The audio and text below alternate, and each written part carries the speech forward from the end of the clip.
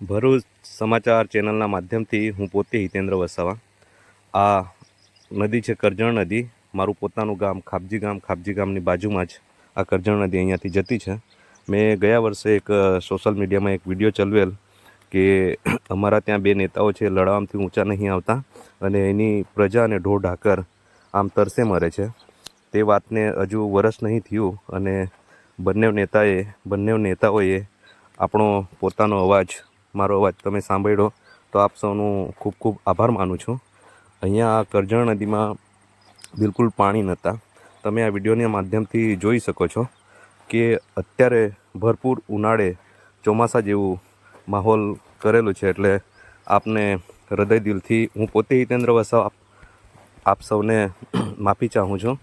અને આટલે ગાડી અહીંની જે પ્રજા ખરીને, જેમ કે વાડવાથી ઘાણીકુટથી નીચેના ગામડાઓ સુધીની પ્રજા એટલી બધી ખુશ છે કે આ સરકારશ્રી કરી બતાવ્યું એમ.